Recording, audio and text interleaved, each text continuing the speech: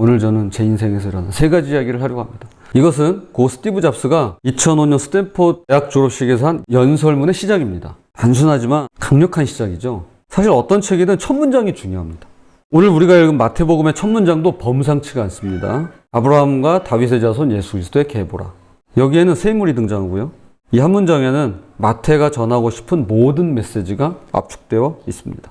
오늘부터 마태복음이 시작되는데요. 마태복음만의 특별함을 가지고 함께 살펴보도록 하겠습니다. 참고로 마가복음은 예수님의 행동과 능력에 초점을 맞추고 있고요. 누가복음은 소외된 자들을 향한 예수님의 사랑을 강조하고요. 요한복음은 예수님의 신성을 부각시킵니다. 그리고 우리가 살펴보게 될 마태복음은 가장 유대적인 복음서로 알려져 있습니다. 그래서 이스라엘이 기다리는 진정한 왕의 복음서라고 할 수 있습니다. 오늘 말씀을 통해 크게 두 가지를 알 수 있는데요. 첫째로 이스라엘 역사의 두 기둥이 소개되고 있습니다. 세 이름을 다시 보겠습니다. 아브라함, 다윗, 그리고 예수 그리스도. 이 이름과 순서가 우연일까요? 절대 그럴 리 없죠. 마태는 철저하게 유대인의 관점으로 예수님을 소개하고 있습니다. 이스라엘 출신의 유대인임을 강조하는데요. 먼저 아브라함과 다윗, 이 두 사람은 이스라엘 역사의 두 기둥과도 같은 인물입니다. 물론 율법의 상징인 모세 또는 선지자의 상징인 엘리야를 이야기할 수도 있었을 거예요. 그런데 지금 마태는 아브라함과 다윗을 이야기합니다.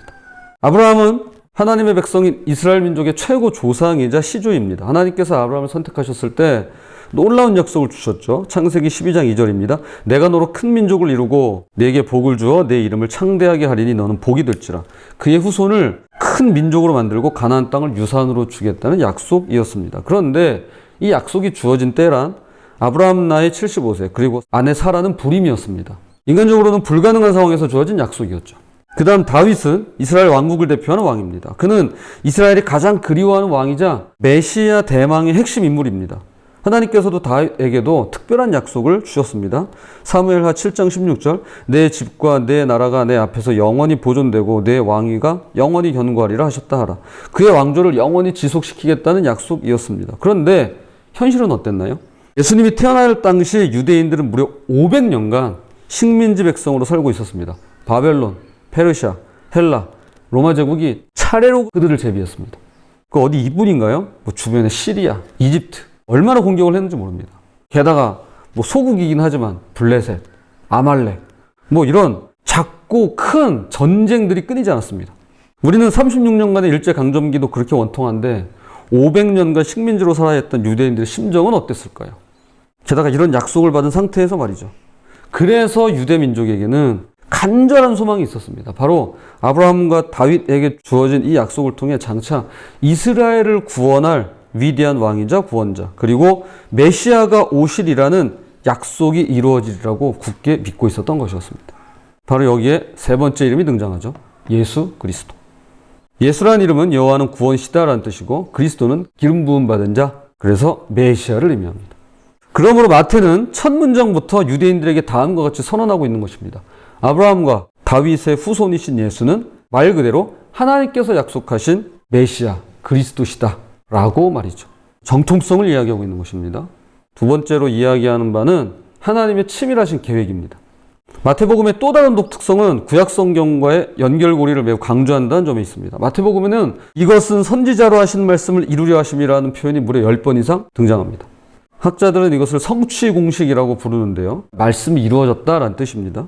예수님이 베들레헴에서 태어나신 것도 이집트로 피신하신 것도 나사렛에서 자라나신 것도 모두 구약의 예언을 성취하는 사건이라고 마태는 설명하는 것입니다. 심지어 예수님의 죽음과 부활까지도 모든 것이 구약 성경에 이미 예언되었던 일이라고 보는 것입니다. 더 놀라운 점은 마태가 족보를 구성하는 방식입니다. 17절을 보면 아브라함부터 다윗까지 14대, 다윗부터 바벨론 포로까지 14대, 바벨론 포로부터 그리스도까지 14대로 나누고 있습니다. 저는 이것도 굉장히 궁금했어요. 이게 정말 14대일까? 그런데 저처럼 조금 궁금해가지고 찾아보신 분들은 아실 거예요. 이게 정말 14대가 아니라 마태는 나름의 기준으로 중요한 인물을 선별해서 결정적인 기점을 중심으로 14대가 반복되는 구조를 만든 것입니다. 그러니까 정확하게 14대가 아니라 이렇게 선별해서 구조를 만든 것입니다. 이러한 구조는 예수님께 이르는 역사의 과정에 하나님의 분명한 계획이 있음을 암시합니다. 족보를 14대씩 나눈 것도 다윗을 부각시키려는 마태의 의도였는데요. 다윗의 이름 숫자 값이 바로 14입니다. 기억나시나요? 그 요한계시록의 네로 숫자 값이 666이었죠. 다윗은 14입니다. 이것이 당시 유대인들에게 얼마나 큰 의미였는지 우리는 상상조차 할 수 없습니다. 500년간 하나님이 침묵하시는 것만 같았어요.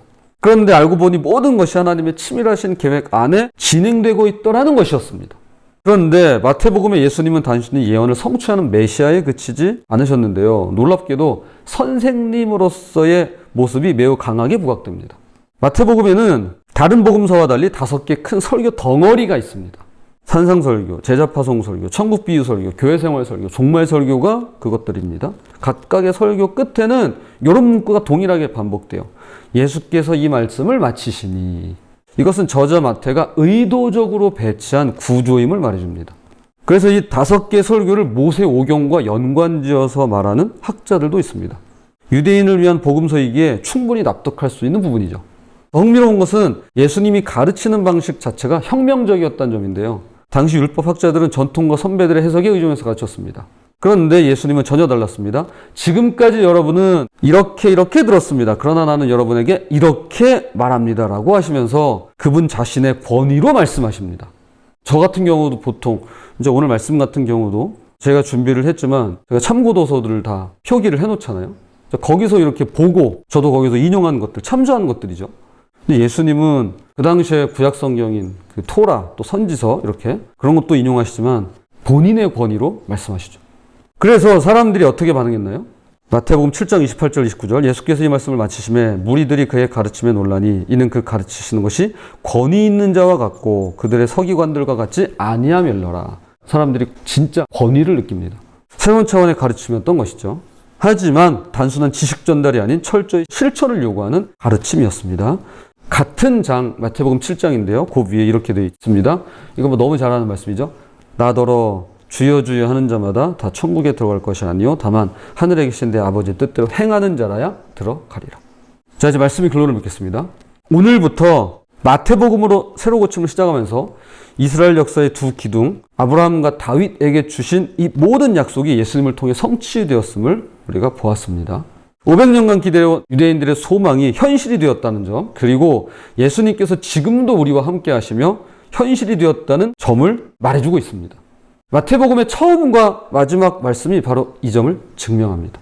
마태복음 1장 23절 보라 처녀가 잉태하여 아들을 낳을 것이요 그의 이름은 임마누엘이라 하리라 하셨으니 이를 번역한즉 하나님이 우리와 함께 계시다 함이라. 예수 그리스도는 임마누엘의 하나님, 즉 우리와 항상 함께 하시는 하나님을 말씀합니다. 이제 마지막 장으로 한번 가보겠습니다. 마태복음 28장 20절 내가 너희에게 분부한 모든 것을 가르쳐 지키게 하라. 볼지어다 내가 세상 끝날까지 너희와 항상 함께 있으리라 하시니라. 마태복음의 마지막 구절 역시 우리와 항상 함께 하시겠다는 약속이죠. 맨 첫 장과 맨 마지막 장에 항상 함께 하신다는 이 말씀이 당시 유대인들에게 얼마나 큰 위로와 소망이 되었을까요? 이들은 500년간 자신들을 버렸다고 생각했던 자들이에요. 그런데 지금 마태는 유대인을 향한 복음이죠.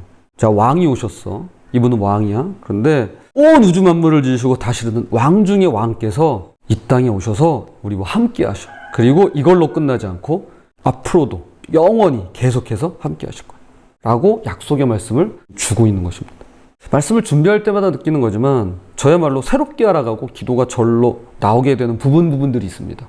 특히 오늘 말씀이 그래요. 마태복음 1장 1절. 이런 내용을 담고 있구나 라는 걸 새롭게 알아가면서 또 기도가 절로 나오게 됩니다. 부디 마태복음에 일관되게 흐르고 있는 언제나 나와 함께 하시는 예수 그리스도를 처음부터 끝까지 그리고 머리부터 발끝까지 모든 일에 왕으로 모시고 인정하는 저와 여러분의 삶이 되시기를 주님의 이름으로 부탁을 드립니다.